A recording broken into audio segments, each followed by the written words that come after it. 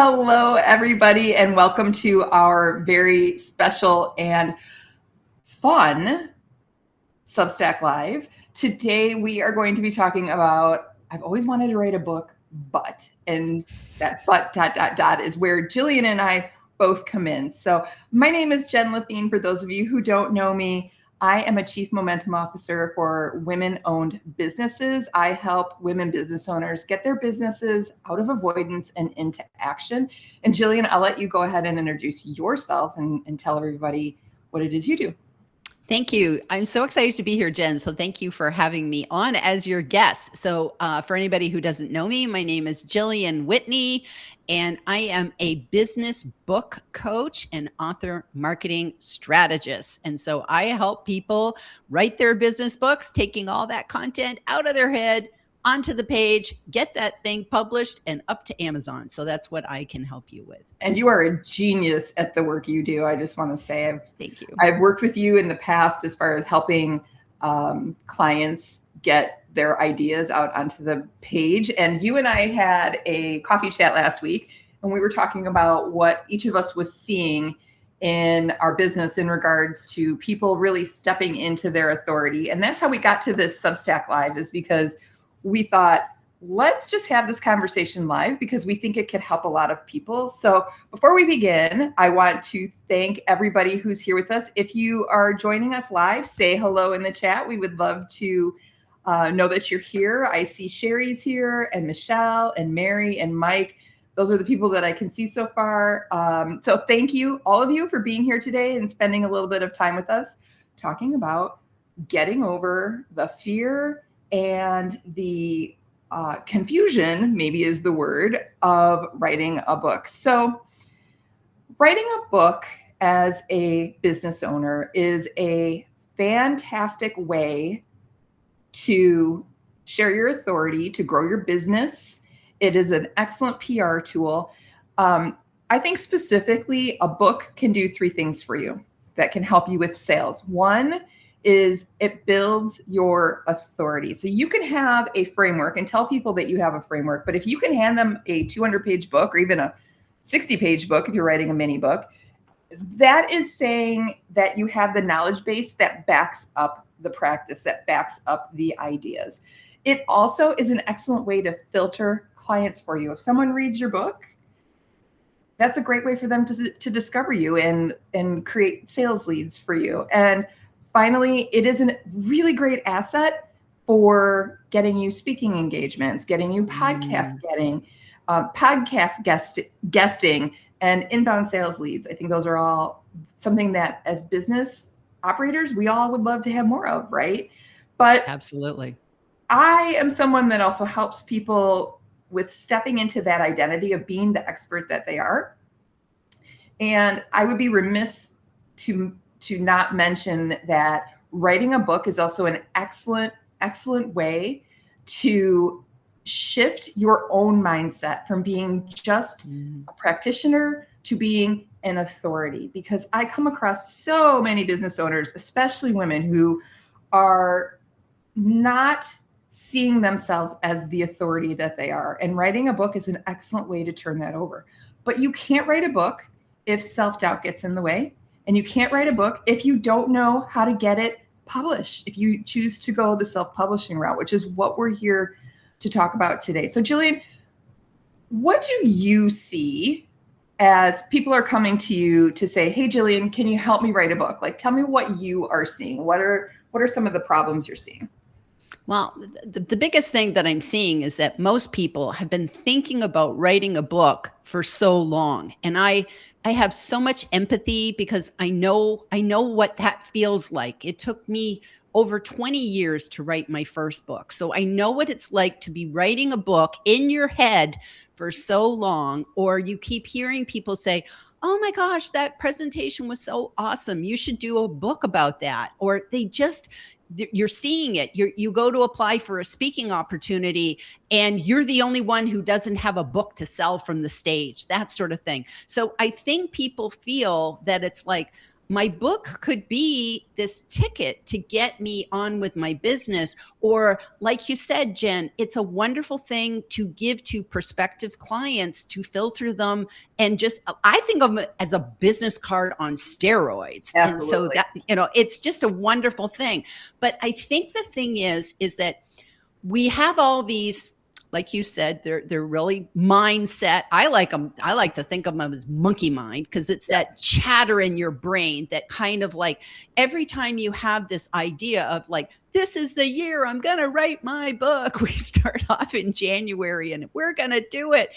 And then it's like all of that monkey mind chatter creeps in that just kind of says, well, you don't really have time. You don't really have time to write that book. So time is one thing that people say, I would write that book, but I'm just too busy. Well, we all have the same 24 hours in the day. And so it's really about priorities.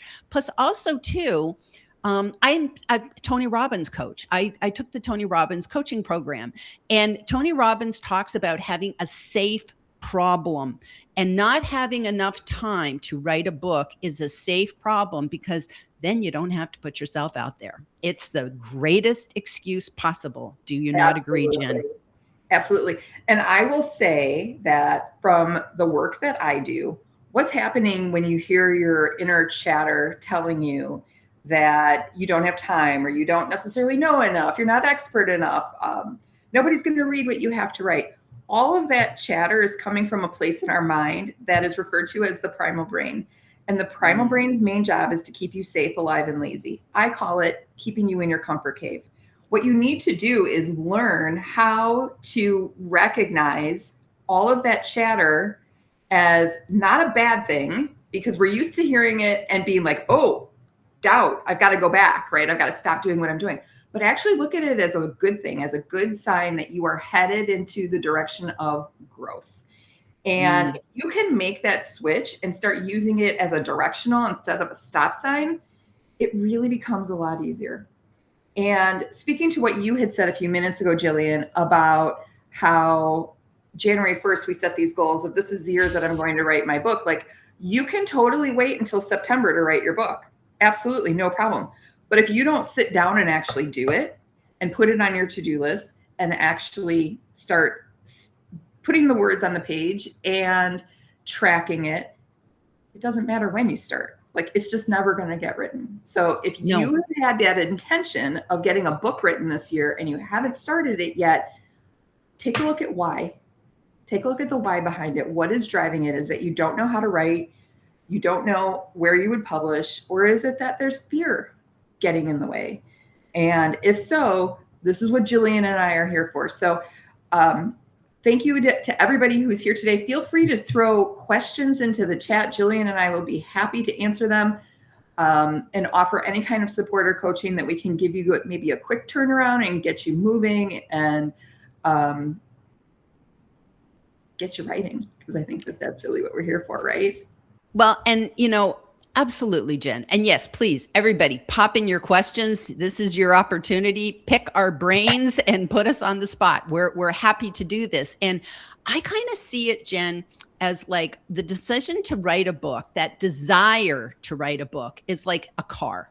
And we want to move forward. We know we can all pretty much agree that writing a book and having a book written is going to move us forward in our careers, whatever that looks like to you.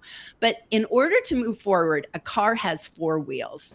And I like to think of it as Jen's got two tires and I've got two tires. Mm-hmm. And so the two tires, so the writing of the book, because like that's the first thing we got to get through is the writing of the book. So one tire is all about the mindset. It's all about that mind drama and getting through that. And if you do not work that out, you're never going to get anywhere. So you've got to get that tire inflated and filled. Then on the other side of the car is the Gillian tire, which is the roadmap, because good intention, just setting the intention of like, okay, I'm letting it out to the universe. I'm writing a book. That's not enough. You have to have a plan. You have to there's things that you have to do with writing a book. You need to have an outline. You don't just sit there and have a blank page and it all pours out of you. There might be one or two people on the planet that happens to, but the majority of us, it's blood, sweat, and tears.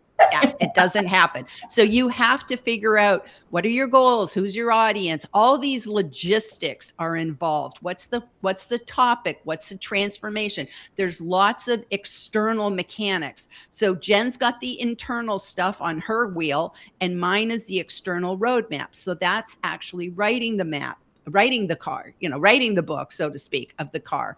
So then the back two wheels are the publish. And so with Jen, all that mind drama comes back in again, because you can have your fabulous manuscript, it's ready to go, and it just sits in a drawer. You always hear of people who say, yeah, I've had that manuscript in the drawer for 10 years. One day I really should get around to publishing it. Like, it's just insane, the number of people who don't move forward. And it's always because of the mind drama. And the thing is that that's one wheel. So working with someone like Jen is going to help you with that mind drama. But then for publishing, on my side of the car, that rear tire, that again is external logistics. And that's where you figure out, I'm in overwhelm. How do I publish this? And it's like, you just have to break it down.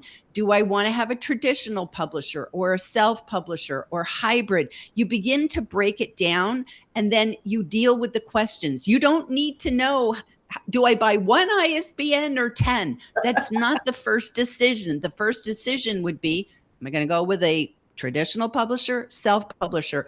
And then it's like a flow chart. It will flow from there step by step. So you don't have to know everything up front. But going back to the car analogy, if you don't have all of those tires in place, guess what? Your car's going to sit at the side of the road. It's stalled, and maybe you're going to get towed, and that car's going to the junk heap. So I just think that was a great analogy about moving forward. The balance of the interior and the exterior. And that mind drama, it affects every single person. Every person. The problem is that, and especially with social media, we can look out there and we can see other people's success, and we don't see their journey. We do not see the struggle they went through. We don't see all the mistakes they made, the starts and stops, the self-doubt, the imposter fear. We don't see any of that. All we do is we see their finished product, and we're like, well, why is it so easy for them? It's hard for me. I must be doing something wrong. But Gillian, this is a really great reason to be working with an expert like you or me, who are experts in our field, and being able to bring in our knowledge to help make this journey easier for you. Because if there's anything that primal mind is going to do, it is going to keep you stuck in confusion as long as it can, because that way you're not moving forward and you're not risking success. And here's what happens, and what I found with a lot of my clients is, a lot of clients don't realize they have a fear of success. What happens after that book is published? What happens after they start having to learn how to speak on stage, how to travel to all these places that they're going to? That is like crazy for the primal mind, that again only wants you to be safe, alive, and lazy, doing what you've always done. So it'll throw these things at you, like this confusion and this imposter fear, as a way of keeping you from obtaining that success that you're after. Logically, you're like, yeah, I want to publish a book, and I want to speak on stages, and I want to earn lots of money and help lots of people.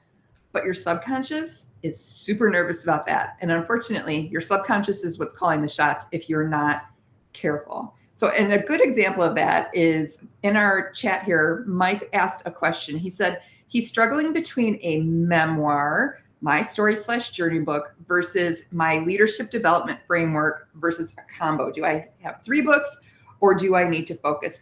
And I have something to say about this, and I'm hoping you will have something to say about it as well, Gillian. So Mike, from my perspective, I want to point out, this may be an excellent example of the confusion that I was just talking about, because your brain is saying to you, oh, I could do this, or I could do this, or I could do this, or I could do this, or this.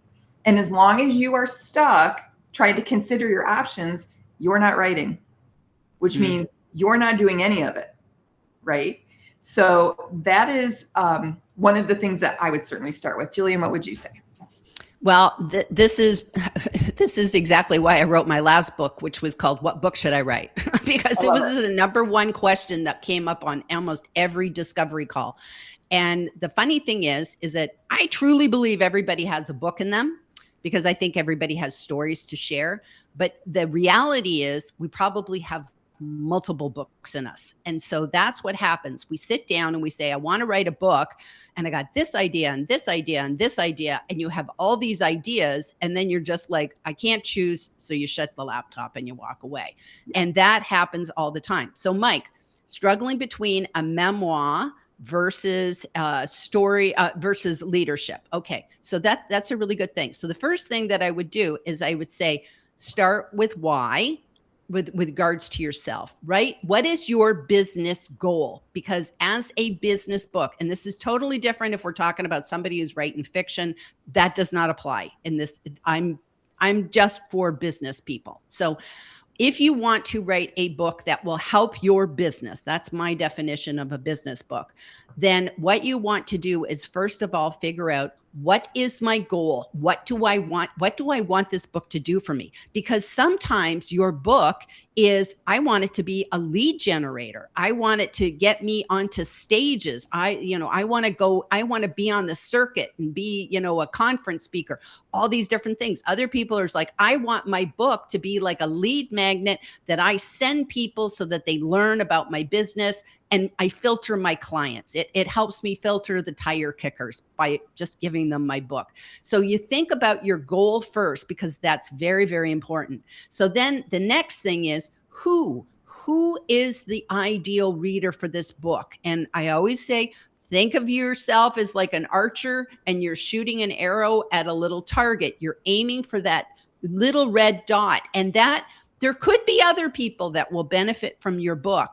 But ideally, you're talking to one specific person, because that's how we have to write a book. One person. We don't write for everybody. Everybody has the ability to buy our book, but we don't write our book for anybody. So think about, who is this book for? And then you have to think about, what problem does this book solve? And if it's a memoir, it's probably not solving a problem. A memoir is more along the lines of somebody that just says, I just want to kind of, I see a lot of people who are kind of like, they're leaving their corporate career, they're almost getting ready for retirement, and they say, this book is like my note on the kitchen table. I want to write this book for the next generation to help them save learning lessons that I had to learn, that sort of thing.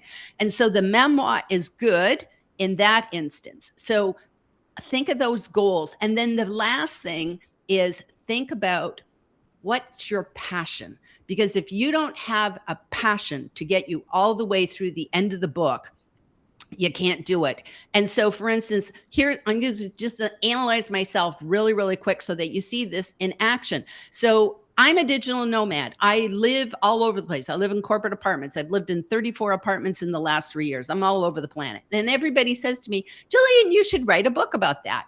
Well, you know what? That would not serve my business. That has nothing to do with my business, because my business is about helping people write books and publish books and market their books. So being a digital nomad, while it's very, very interesting, it's not going to serve my business. Now, I know who it would be for. I could see that it could serve a problem, but it doesn't help with my business goals. So it just kind of goes on my, maybe one day when I'm retired and I don't need to use this as a business goal, I'll write that book then. So I always say, some of the ideas, they just go into the back burner, they go on simmer, and you bring the forward ones right up front and write one book at a time, but the one that checks all those boxes.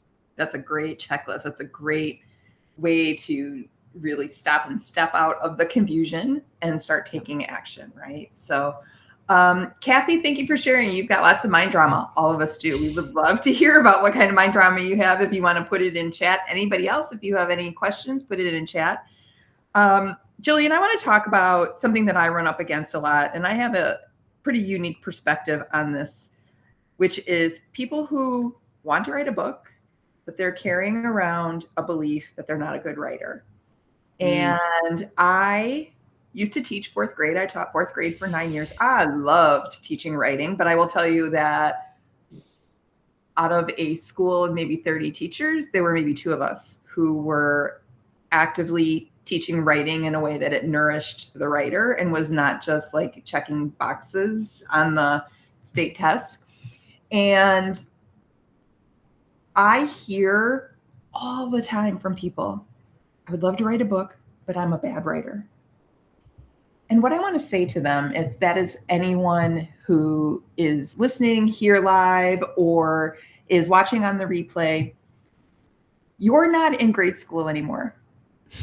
You're not the same level. You're much wiser, much more mature, much more capable when you were in fourth grade. And I'm also going to throw out the possibility that maybe your teacher didn't really enjoy teaching writing and wasn't the best writing teacher. And so any messaging that you may have gotten when you were in school that said, that gave you the idea that you're a bad writer, it doesn't have to be true unless you choose to make it true, right? What do you say to people when they come to you and say, I would love to write a book, I'm just a bad writer? I'd say you don't have to be a writer at all. You have to be an author. That's what it is. And it's taking your thoughts from your brain to the paper. That's the process. And some of us do that really well with a pen and paper. Some of us do it really well on a computer. And other of us, we just go ahead and we pick up our phone and we talk into our phone. And nowadays we live in the most magical time in the universe where you can talk into your phone and get a transcript. And then you have the content to make your book. And it is not cheating. I did one of my books. I've written 6 books. I did one of my books where I was sick with pneumonia. I was flat on my back for 6 weeks. I couldn't do anything, but I had all these downloads coming in my head because I just come off of doing an international conference. I gave a speech. I was traveling and I had all these experiences and I got home and I was sick with pneumonia. And it was just like, I had all these great ideas for a book. And I went, but I'm too sick to even pick up my laptop. So I pulled out my phone. I used Otter AI. I just spoke my ideas. And then when I got better, I pulled them all together, got them organized, and I turned it into a book. And so that's today we have transcription tools. We have ChatGPT. We have Claude. We can have it go through and help us with our grammar. We can get editors. That is no longer an issue. So just burn that thought down that I need to be a writer. No, you need to be an author. I love that. That is such a great shift because right away it's like I could just feel like a lot lighter. Like I feel a lot lighter when I think about that. So when you work with someone, Gillian, what does that look like to work with you? Well, we first of all figure out what's the best way for them to write a book in the first place. And some people, they already know what they want to do. So they just come to me and they want accountability and structure and hand-holding, and we go through all their content together. And so that's one way. Now, other people, they just have tons and tons of content and they don't know what to do with it. So they just show up with their piles of stuff and we work through it and we find the gems, we get the structure, we put it together in place. And then another way I have is the people that have a difficulty picking up the phone and talking. Even that's intimidating. And so because I'm a podcaster, I'm really, really good at interviewing people. And so we figure out what is their book about.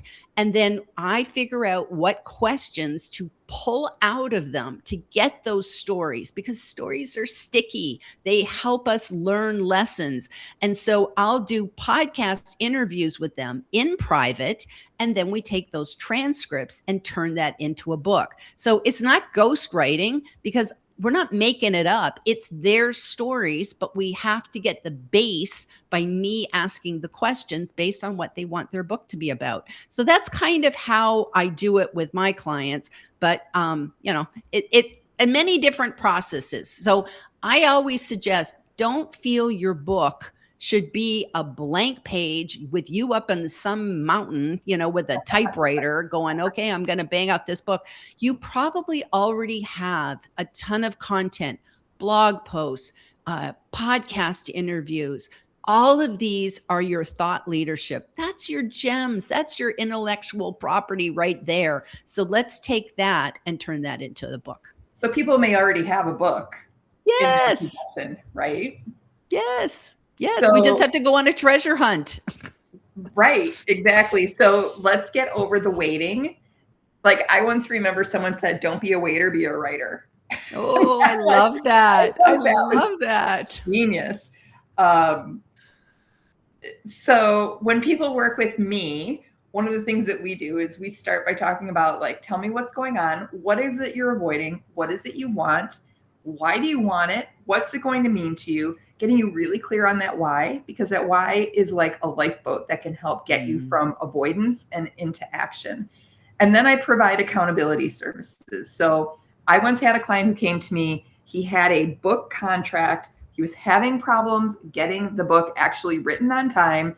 And so we set up an accountability system where he told me how many words he was going to write every day. And he checked in with me at the end of every day to see if it was written, to let me know it was written.